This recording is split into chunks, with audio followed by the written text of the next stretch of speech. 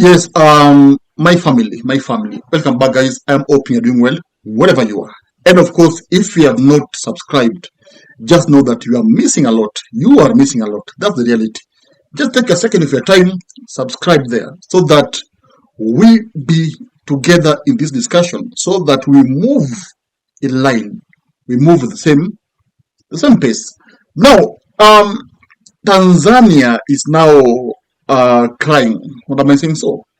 Because I thought that because yesterday the demonstration was not that serious, and so I thought that maybe they've accepted to have Samia as their president because Samia Suluhu waited for demonstration to cool down, then she went and took the certificate of victory, a mockery victory. Now you see, she was very calculated because it's even said that at the time of the protest, she was not in Tanzania, she was in Kenya, but not confirmed. But again, it was said that she waited for the situation to calm. Then, of course, when she saw that there was no demonstration yesterday, she quickly ran and she took the certificate. And she said that she won a free and fair election. Of course, I think the world knows that the election does not look free and fair because you can't say it's free and fair, yet you are competing alone. It's not free and fair. Because if it was free and fair, I believe Tundu Lissu was supposed to be outside and Tundu Lissu was supposed to be at the ballot. That's the reality. So, the issue I'm saying here is that Tanzanians have not given up. And of course, there are new videos, them demonstrating, saying that they want to save their country, which of course, having a democratic country is the dream of all of us. And now, there's also the shocking video. I've seen a group of people celebrating SAMIA'S victory. Check the video.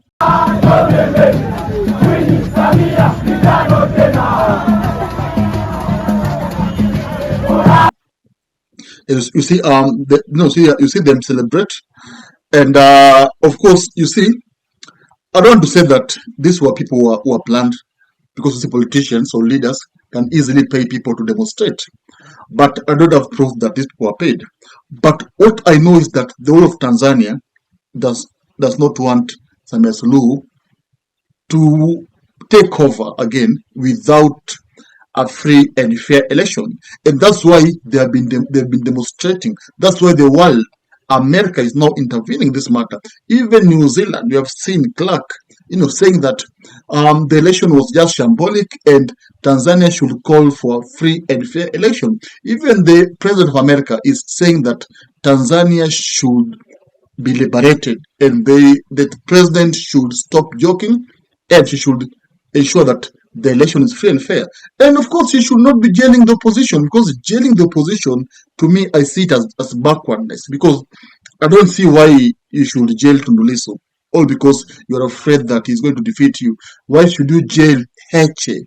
Yeah, you even stopped Heche from going to bury Raila Odinga. As in, how petty is the politics? Yes, not the politics actually. How petty are some leaders? Like, you're just, insecure.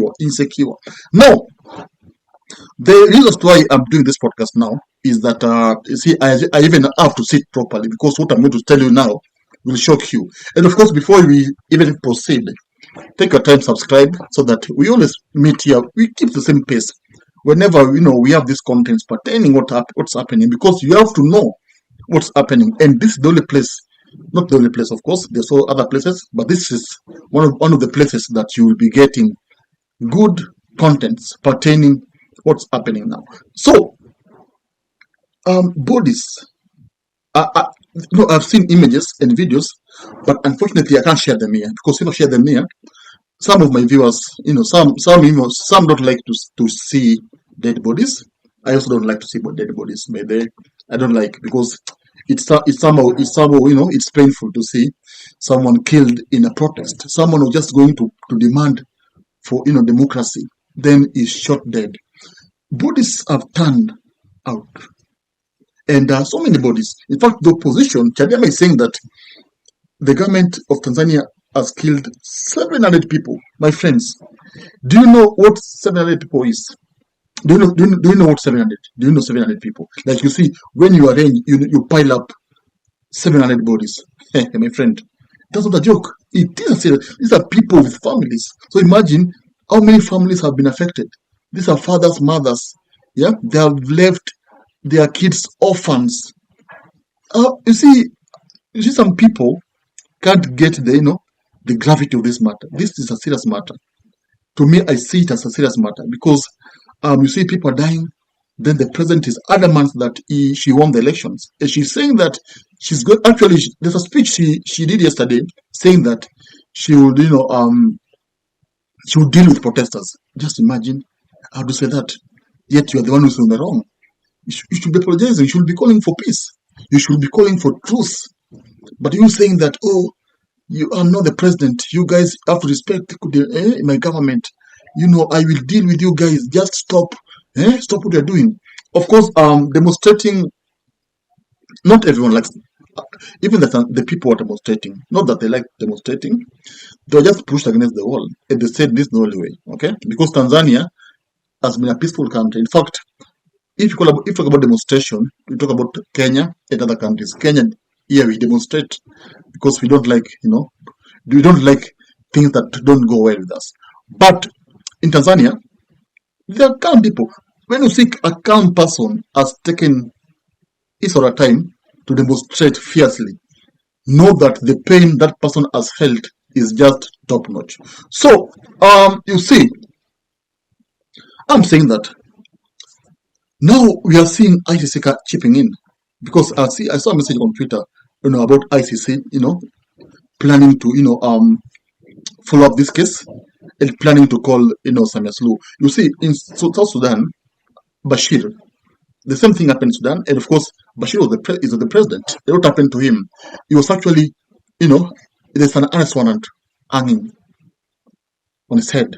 Okay, arrest warrant. ICC can issue an arrest warrant on a president. Then the president won't be able to go to other countries. Then when you go to maybe America, you are arrested at the airport. That's how it happens. I'm not saying that the same thing happens to Meslu, but the way things are turning out, the way bodies are turning up, the way people are being killed, the way democracy has just been destroyed in Tanzania, everything can happen as per now because the world is now watching. Even you are seeing, a Prime Minister of New Zealand, Clark, saying that SAMIA'S law is a joker. Okay? So I think, I really don't know what triggered all this. But I think the best thing the government of Tanzania should have done, they should have just called for a new election, okay? Yes, a free and fair one. And because people feel that, you see, Tundu Lissu as supporters. So his supporters feel that maybe Tundu would have won.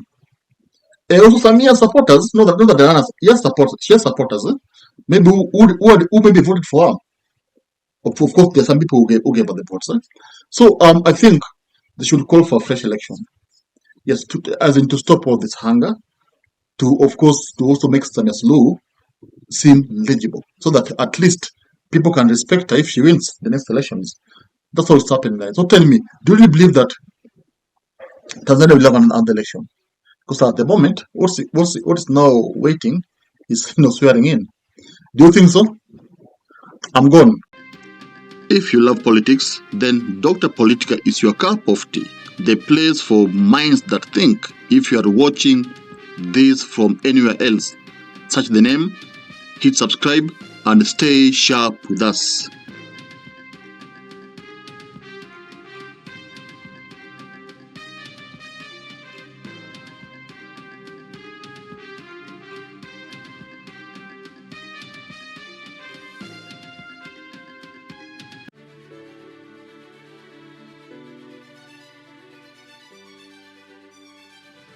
Thank you for making Dr. Politica your home for fearless political truth.